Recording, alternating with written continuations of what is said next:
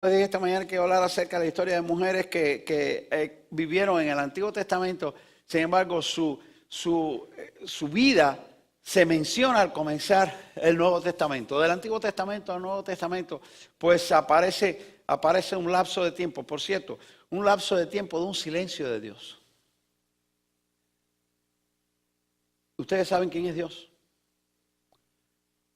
Dios es el ser supremo sobre todos los seres que puedan existir en todo el universo. Él es el único, no hay otro como Él. Soberano, bueno, bondadoso, poderoso, amoroso, omnisciente y todas las características que sabemos que Dios tiene. Pero recuérdense siempre esto: Dios habla cuando Él quiere. Cuando Dios no quiere hablar, Dios no habla. Dios sana cuando Él quiere. Cuando Dios no quiere sanar, Él no sana. Dios libera cuando Él quiere. Cuando Él no quiere liberar, no libera. En el mensaje de anoche, en la asociación, el pastor que predicaba mencionaba a Corrie ten Boom, una holandesa, que toda su familia se dedicó a salvar judíos. Toda su familia se dedicó a salvar judíos. Y esta es su historia, bien hermosa. El refugio secreto. Tengo una foto metida dentro del refugio. Porque yo dije, esta no me la pierdo yo tengo que meterme adentro. Y ahí tengo una foto metida dentro del refugio. Y una familia cristiana, linda, hermosa. Ella se salvó de un campo de concentración alemán por un milagro de Dios. Porque la llamaron, la liberaron. Y a las pocas horas se dieron cuenta que había sido un error. Pero cuando salieron a buscarla, o si la iban a buscar, ya ella se había ido. Y a los 2 días llevaron a las cámaras de gas y a todas las mujeres que estaban en aquel campo de concentración, a todas. Solo ella salió por un error. Dios la salvó a ella, pero toda su familia pereció en los campos de concentración. Toda. Toda. Y no eran judíos, eran alemanes, fueron personas que sirvieron ahí al pueblo de Israel por amor a Dios. Por amor a Dios. Nunca olvide eso. Dios obra como Él quiere. Y nosotros los seres humanos nos toca respetar la obra de Dios. Entre el Antiguo Testamento y el Nuevo Testamento hay un silencio de Dios. ¿Por qué? Dios lo quiso. Dios sabe por qué. No sabemos por qué. Hubo un silencio de Dios, lo dice la Biblia. En los tiempos de Samuel, recuerden que lo dice en los tiempos de Samuel, que en aquellos tiempos escaseaba la palabra. Hoy nosotros tenemos la palabra escrita. Y algunos quieren hacer otros inventos, pero tenga cuidado con los otros inventos y las voces que se oyen por ahí. Porque la palabra escrita está completa. Y entre el Antiguo Testamento y el Nuevo Testamento hubo un silencio. La bendición más grande que nosotros tenemos es que el milagro más grande que Dios realiza lo sigue haciendo, y es el de cambiar los corazones y cambiar las vidas de las personas. Ese es el milagro más hermoso. Y Dios lo sigue haciendo por montones a través de nuestras vidas. Al comenzar el libro de Mateo, encontramos un pasaje. Mateo 1:1, ¿de qué habla? Sin que me lo abran. La genealogía de Jesucristo. No nos gusta la genealogía, pero por algo están ahí. Cuando llega siempre Crónica, yo le digo a la gente, no me brinque la genealogía, porque cuando llega la gente Crónica, María del Carmen brinca, no, María del Carmen no brinca la genealogía, pero dígame, hay gente que le gusta brincar la genealogía, la gente dice, pastor, eso yo no lo voy a leer. No brinque, no haga trampa. Vamos a leer la genealogía de Jesucristo en el libro de Mateo, capítulo 1, versículo 1. Dice, el libro de la genealogía de Jesucristo, hijo de David, hijo de Abraham.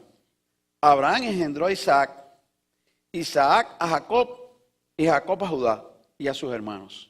Judá engendró de Tamar a Fares y a Sara, y Fares a Esrón, Esrón a Aram, Aram engendró a Aminadab, Aminadab a Naasón, Naasón a Salmón, Salmón engendró de Rahab a Boz, Boz engendró de Ruth a Obed, Obed Isaí, Isaí al rey David, y el rey David engendró a Salomón, de la que fue mujer de Urías. Salomón engendró a Roboam, Roboam a Abías, Abías a Asa, Asa engendró a Josafat, y por ahí todo sigue la lista hasta que allí al final dice el versículo 17, de manera que todas las generaciones de Abraham hasta David son 14, de David hasta la deportación a Babilonia son 14, y de la deportación a Babilonia hasta Cristo son 14. Algunos han objetado de esta idea, pero de todas maneras el escritor quiso dividirlo en 3 partes iguales y lo hizo a través de 14 genealogías. Vamos a orar. Padre, te pedimos que tú nos ayudes y nos dirijas en esta hora y que tu gracia nos sostenga y nos cubra. Padre, te pedimos que tú nos des palabra tuya y que tú nos enseñes lo que la Biblia enseña y que nosotros podamos mirarlo y aprenderlo y que podamos ser obedientes y fieles a ti. Perdónanos, ayúdanos, auxílianos, sosténnos y háblanos una vez más porque solo tú puedes hacerlo y el ser humano nada puede. Te lo rogamos con humildad en el nombre de Cristo Jesús. Amén. Qué importante que nosotros podamos ver ciertos detalles que aparecen en la Biblia y que nosotros tenemos que tener siempre presente en nuestras vidas. Una de las cosas grandes que tiene la Biblia es su unidad interna. Hace ya algunos años fui a casa de un señor que su hija iba a la iglesia, la familia iba a la iglesia, pero él era incrédulo, atento, bueno, escuchaba. Y yo le hablé de Jesucristo y le hablé del Señor y le hablé del pan de salvación y todas esas cosas, pero cuando terminé, era una persona preparada, había leído varias cosas y eso. Y entonces él me dijo, mira, yo sé que todo lo que dice lo enseña la Biblia porque yo he leído la Biblia, pero realmente yo creo que la Biblia es un libro más. Él me dijo, como por ejemplo, como los musulmanes tienen el Corán, como los budistas tienen el libro del Buda, y como cada uno de esas distintas religiones que hay en el mundo tienen su libro, pues los cristianos tienen su libro. Entonces eso es lo que enseña la Biblia, pero yo no puedo saber si es verdad. Porque, ¿por qué yo puedo saber que es verdad la Biblia y no el Corán? Entonces, me dio tristeza, porque realmente yo estaba bien enfocado en hablarle de Cristo, el plan de salvación, para que él lo entendiera y para que él tuviera una oportunidad de arrepentimiento y salvarse. Pero aunque él escuchó el plan de salvación y al parecer lo sabía, no podía creer en la verdad de la Biblia porque para él todos los escritos eran iguales. Y me sentí tan triste que después que salí de aquel lugar, yo dije, tengo que tener en mi mente bien claro algo que yo pueda ayudar a otra persona que me encuentre como este hombre. Porque si una persona no cree que este libro es el libro de Dios, está perdido. ¿Usted sabe? Está perdido. Hubo un apagón en Puerto Rico que todavía no ha acabado de llegar y estaban diciendo en las noticias que una persona que tenía una respiración asistida, un aparato de respiración asistida, se fue la luz y no había nadie cerca que lo auxiliara para buscar otra cosa y falleció. Déjeme decirle esto, una persona que no crea que la Biblia es la verdad de Dios es como una persona que tiene respiración asistida y le quitan el catarro, le quitan la corriente. No hay chance, no hay oportunidad, no hay chance. Porque todo lo que nosotros creemos lo sacamos de aquí. Y el plan de salvación está aquí. Y el sustento de la vida del ser humano está aquí. Si te quitan el libro, no hay chance. No hay chance, no hay chance. O si te dejan sin creer en el libro, no hay chance. Pero qué bueno es que el Dios que nos ama y el Dios cuyo propósito en la Biblia es salvarnos, se ocupó de dejar bien claro que este libro, no cabe duda que es la palabra de Dios. Hay al menos 3 cosas para mí que son básicas, para mí en lo personal, para creer que este libro es la palabra de Dios. Uno es la unidad interna de la historia que tiene, y de esa voy a hablar esta noche. El otro es el cumplimiento de las profecías que pueden verse históricamente y hay muchísimos datos ahí, no es el tema de esta noche.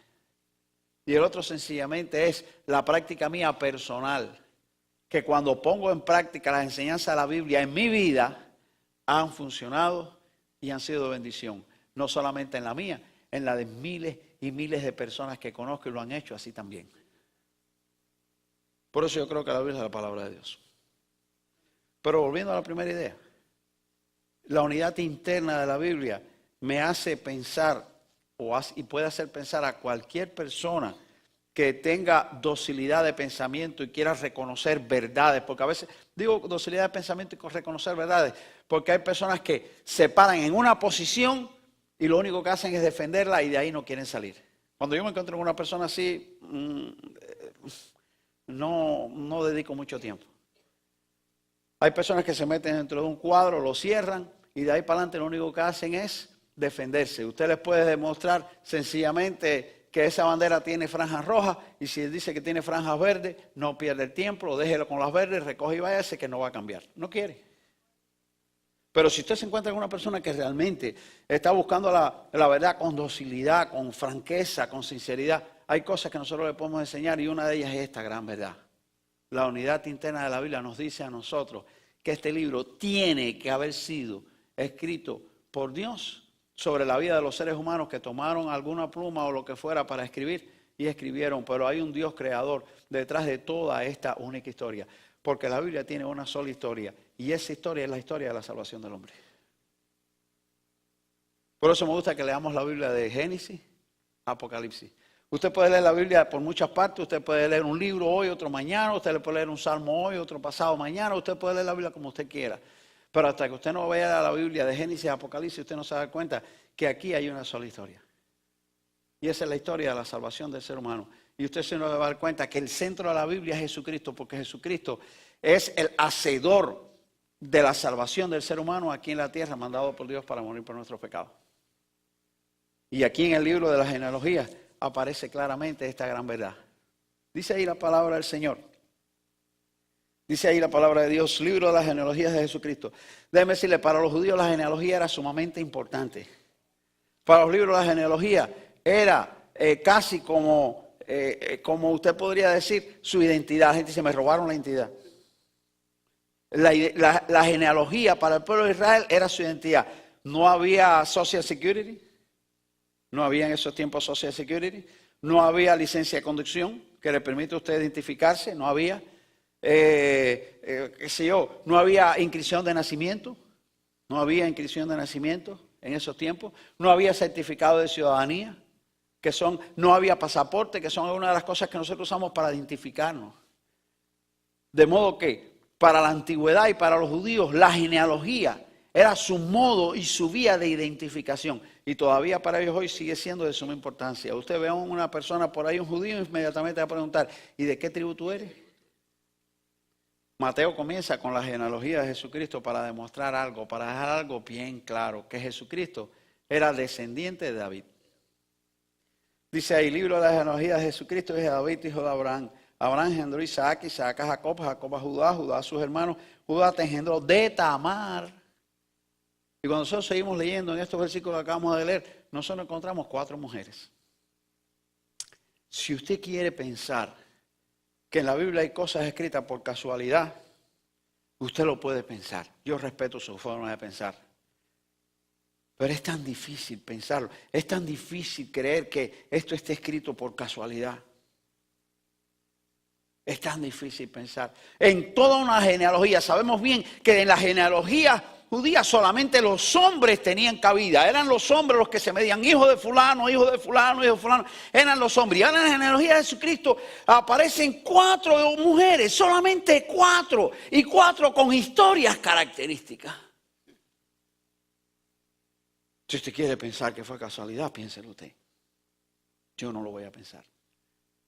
Yo creo que Dios estaba mostrando su plan redentor a través de la historia para darle una lección al mundo, para que la tenga bien clara y no dude de ella.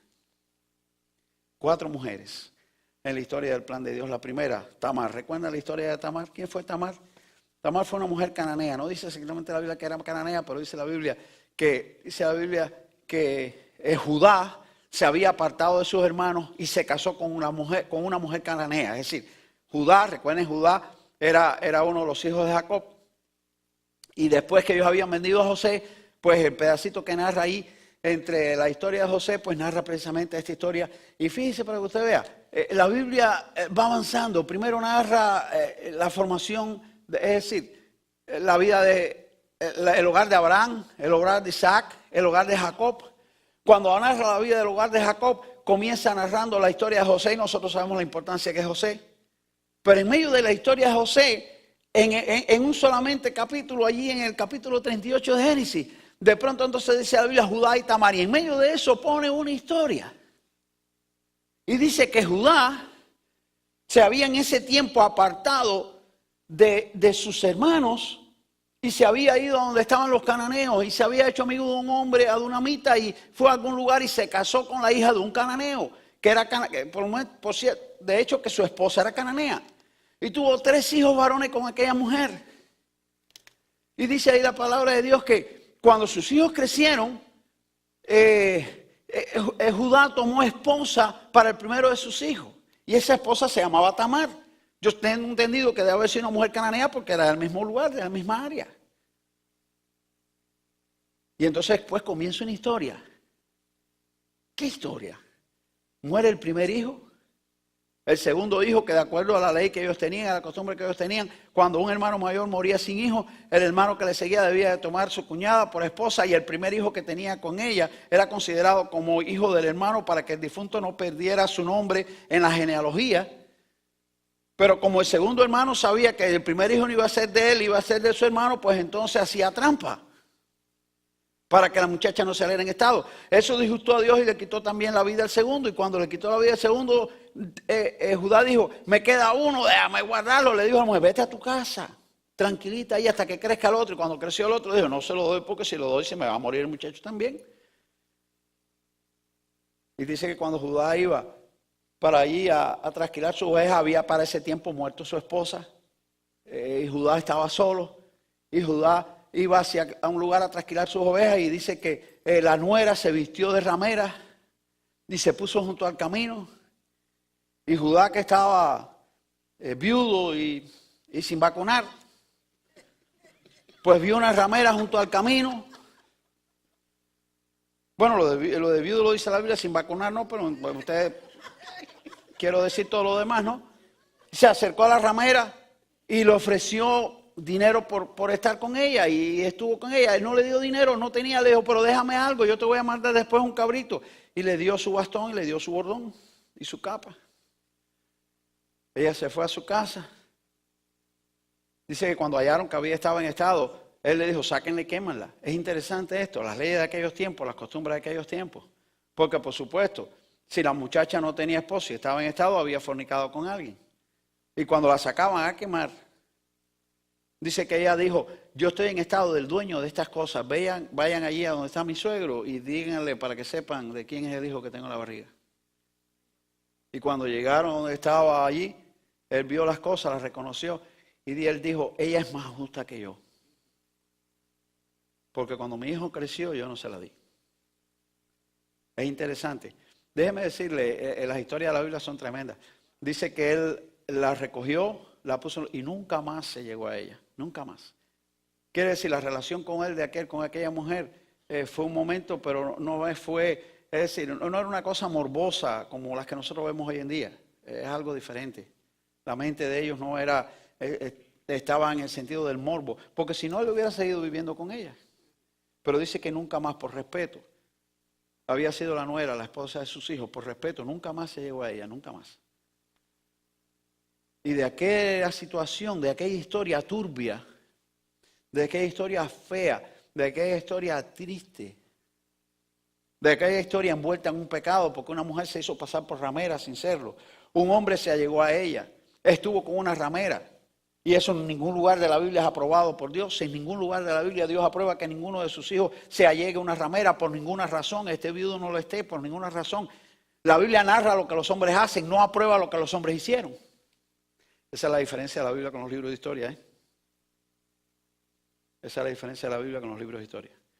La Biblia dice las cosas que los hombres hacen tal y como las hacen. No está probando con eso que lo que hicieron estaba bien hecho. En ningún lugar dice la Biblia que lo que hizo Judá estuvo bien. En ningún lugar.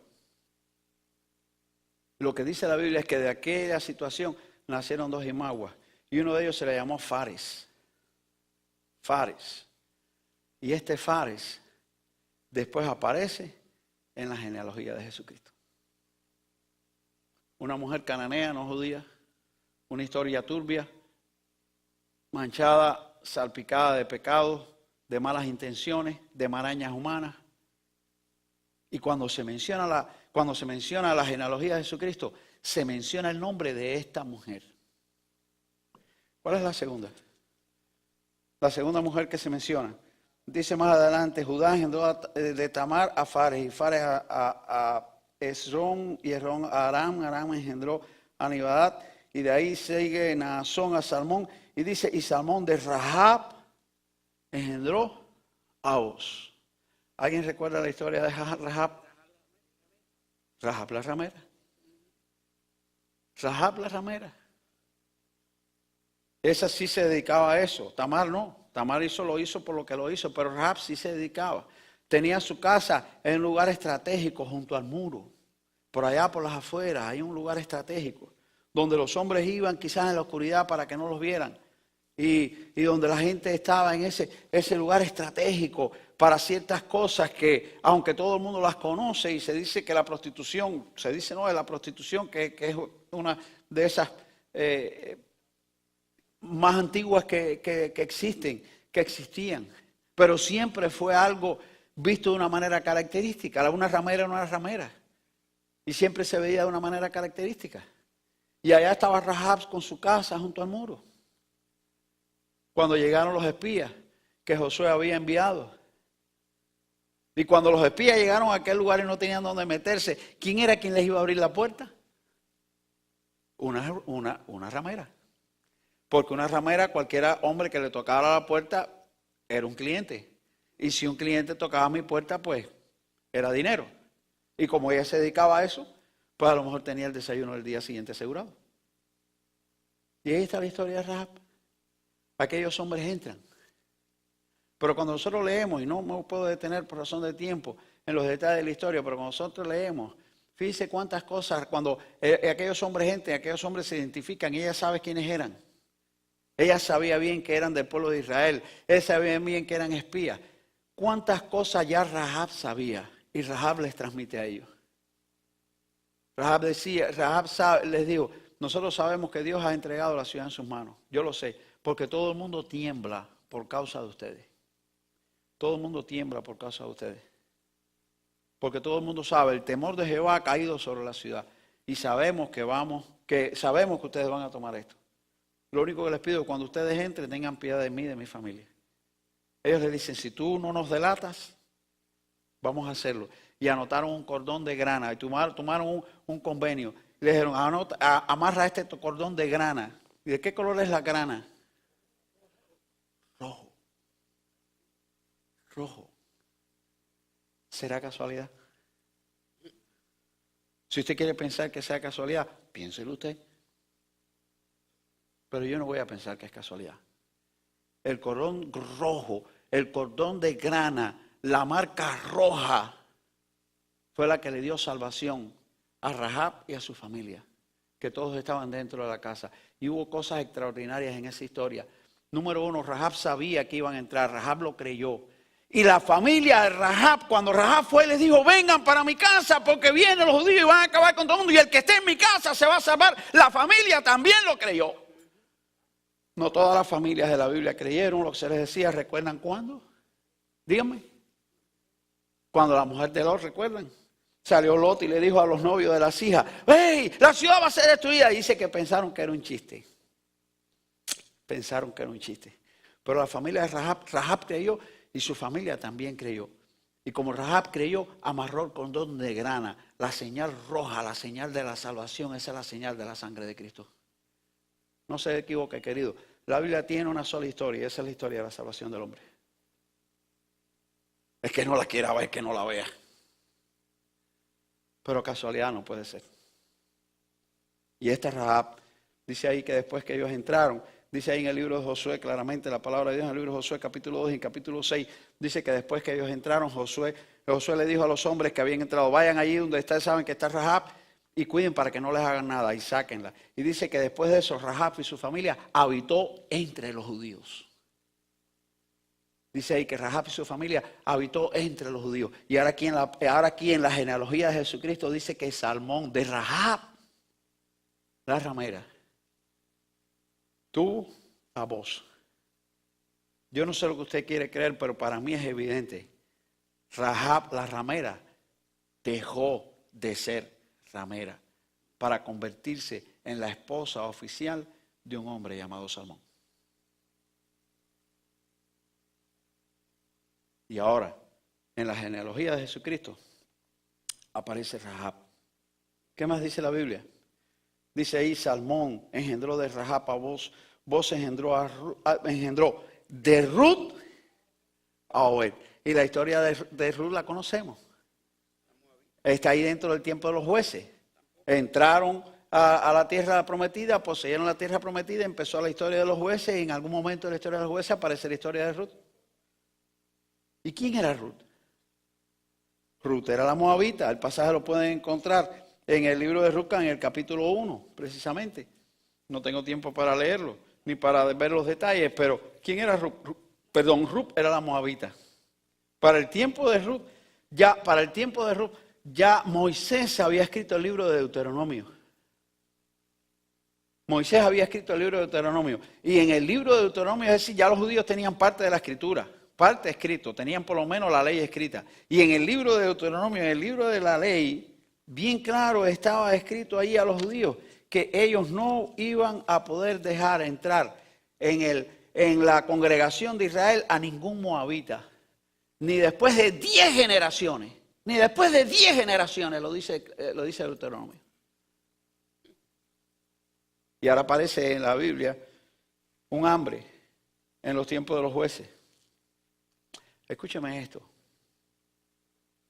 Escúcheme esto. Todos los eventos de la historia de la humanidad están controlados por la voluntad y el plan de Dios. No es que Dios mande las cosas malas que pasan en este mundo. No es que Dios las manda. Es que en este mundo no pasa nada malo que Dios no lo permita en el tiempo indicado en que Él sabe que debe de ocurrir. Y dice que hubo hambre en el tiempo de Ruth. Si usted quiere pensar que fue casualidad, piénselo, pero yo no lo creo. Y dice que esta familia de Elimelech fueron para la tierra de Moab. Y allí los hijos de Noemí se casaron con mujeres moabitas. Ruth y Ofra. Murió Elimelech. Murieron los dos hijos de Noemí. Y se quedó la mujer viuda con las dos nueras. Y la historia linda la conocemos. Dice que las dos lloraron, que quisieron seguir con la suegra. Qué buena suegra esa, ¿eh? Yo no creo que haya sido tan buena como la mía, pero bueno.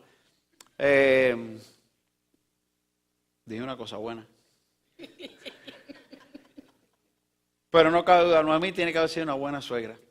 Dice que Ofra llorando regresó. Ella llorando regresó. Ella de verdad que quería seguir con ella, no era cuestión cualquier cosa. Pero dice que Noemí le dijo palabras tajantes. Dijo, tu pueblo será mi pueblo, tu Dios será mi Dios. Donde tú mueras, voy a morir yo. Cuando ella vio que estaba determinada, dijo, bueno, pues arriba. ¿Perdón?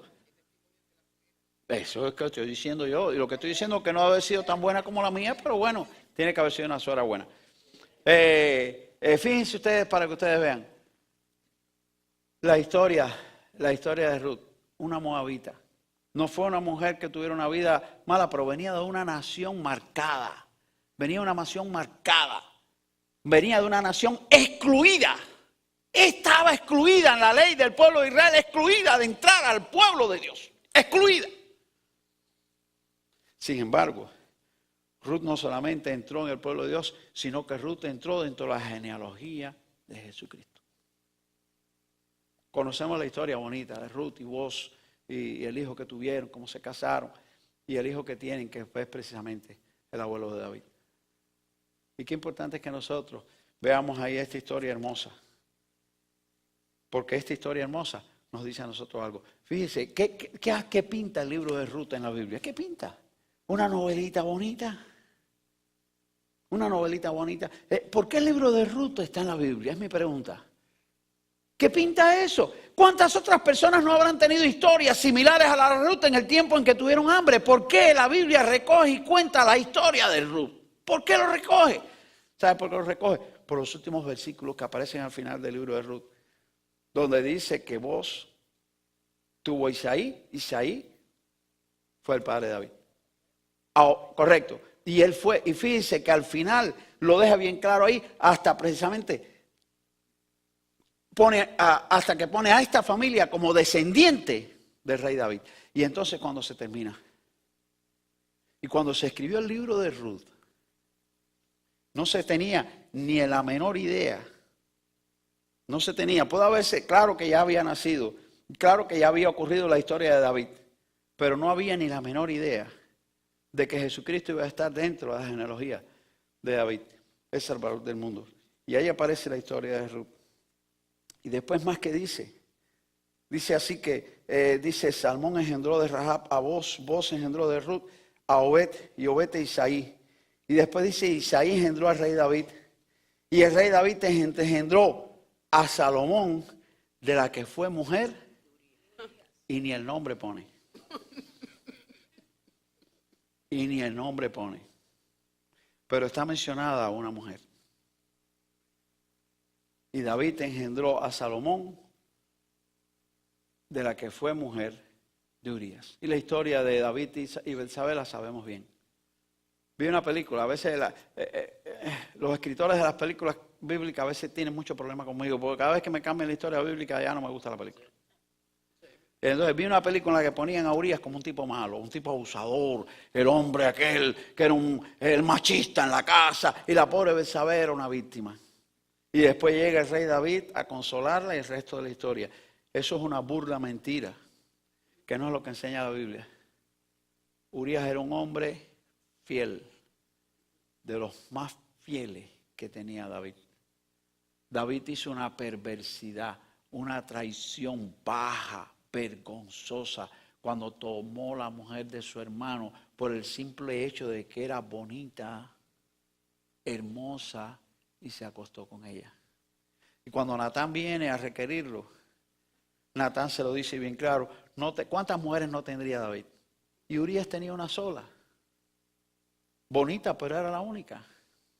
Y Dios le dijo, mira cuántas mujeres te he dado. Y si quisieras más, perdónenme las damas ahora, pero estoy repitiendo más o menos lo que dice la Biblia. Dice que él le dijo, y si que hubieras querido más te hubiera dado.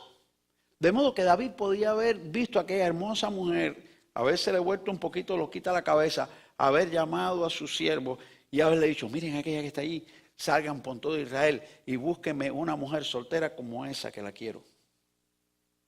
Podía haberlo hecho. Y haber buscado una virgen que tuviera la misma figura de lo que él había visto y tenerla. No hubiese sido pecado, porque era el tiempo de la poligamia. Pero no, él tocó la mujer de su prójimo. Y tocar la mujer del prójimo es pecado delante de Dios. Realmente en ningún lugar en la Biblia culpa a Betsabé de nada. No la culpa. La responsabilidad fue del hombre, fue David. David fue responsable del pecado del adulterio, del pecado del asesinato. David fue responsable del pecado y las consecuencias vinieron sobre la vida de David. Bueno, el primer niño también murió y Betsabé tiene que haberlo sufrido. Pero quizás como un consuelo de Dios a aquella mujer que fue usada, Dios le dijo, no importa, pero la descendencia del rey David, del próximo rey de Israel, va a venir a través de tu persona. Y Salomón es el descendiente de David, que precisamente tiene su trono, aún estando David con vida. ¿Qué nos dice esto? Y quiero concluir. Esto nos habla de que dentro de la genealogía de Jesucristo, siendo la genealogía el carnet de identidad más importante de un judío. Dentro del carnet de identidad más importante de un judío, había 4 historias turbias salpicadas de pecado en la vida del Hijo del Santo de Dios. Había 4 historias turbias salpicadas de pecado. Y cuando se escribe la genealogía, aparecen las 4. ¿Será casual? Si usted quiere pensar que es casual, créalo usted. Pero yo veo una unidad en la historia, desde Génesis hasta Apocalipsis, en este caso pasando por el libro de Mateo, donde Dios está diciendo todos los eventos estos que pasaron, estaban preparando para que llegara a esta hora donde viene este hombre con una genealogía marcada por el pecado de la humanidad, porque este es el hombre que yo voy a usar para en una cruz pagar el pecado de los hombres y que el pecado de la humanidad sea limpio y sea redimido. Una de las doctrinas que me encanta O uno de los textos que me encanta de los profetas menores, es ahí donde Dios dice, y quitaré el pecado del pueblo en un día. Y quitaré el pecado del mundo en un día. Y en un día lo quitó. El día que Jesucristo murió en la cruz del Calvario, fue quitado el pecado del mundo. Y aquella embarrazón de pecado que estaba sobre la genealogía de Jesucristo, sobre la tuya y sobre la mía, fue limpia en el Calvario. Esa es la unidad de este libro. Esa es la historia de este libro. Si tú quieres verla casual, tú quieres verla casual. Pero yo no la voy a ver casual. Yo la voy a ver con la mente de Dios que está en los cielos, que escribe la historia de la humanidad, que la dirige, que la manda, que la ordena y que le enseña al ser humano que este es el libro de Dios. No es un libro cualquiera. Tiene una unidad interna que deja lugar solamente a una sola conclusión. Esto tiene un solo autor con muchos escritores en la tierra. Que cada uno plasmó sus características, pero que solamente un cerebro único, que al transcurrir 1600 años de escritura y más de 40 autores, dejaron una sola historia. La historia de la salvación de tu alma y de la mía. Si tú quieres creer que este es el libro de Dios, créelo. Yo lo creo. Y si alguien no lo crea, que no lo crea. Pero es imposible que este libro haya sido escrito por hombres. Es imposible. Por lo que cuenta, por la historia. Es imposible. Y es imposible que este libro tenga otra historia que no sea el centro de la historia. Es Jesucristo, tu Salvador y mi Salvador. Dios quiere, amados hermanos, que cada uno de nosotros como cristianos amemos más la Biblia. Dios quiere que cada uno de nosotros como cristianos leamos más la Biblia, aprendamos más la Biblia. Y Dios quiere que cada uno de nosotros como cristianos compartamos más con otros este libro santo de Dios. Porque el mundo perece porque no la conoce. Y nosotros tenemos la necesidad de decírsela al mundo y de contársela a todas las personas que nos rodean. Dios quiere que esta sea una iglesia que ame la palabra del Señor. Y Dios quiere que esta sea una iglesia que predique el mensaje de la Biblia, que es el mensaje de la salvación del mundo. Vamos a orar. Padre, te alabamos y te adoramos en esta hora. Te damos gracias por tu palabra, por esa grandeza que tiene. Porque, Señor, cuando la leemos, la miramos, la estudiamos, tenemos que llegar a una conclusión. Es palabra tuya, es historia tuya. Es lo que tú quieres que nosotros sepamos y aprendamos para que nosotros podamos llegar a tener salvación. Gracias, Padre, gracias por la genealogía de Jesucristo. Porque en la genealogía de Jesucristo está la historia de mi pecado, está la historia del pecado de este mundo. Está escrita en la historia de la genealogía de tu Hijo en esta tierra. Pero gracias porque en el cruz del Calvario, el Santo Hijo de Dios sin pecado murió para limpiar nuestros pecados y librarnos de toda maldad. Gracias por esta grandeza tan sublime, tan hermosa. Y gracias, Padre, por darnos la bendición de tener tu palabra. Ayúdanos, Señor, para que podamos tener tu poder y tu dirección y tu espíritu para compartirla con otros, para predicarla a otros.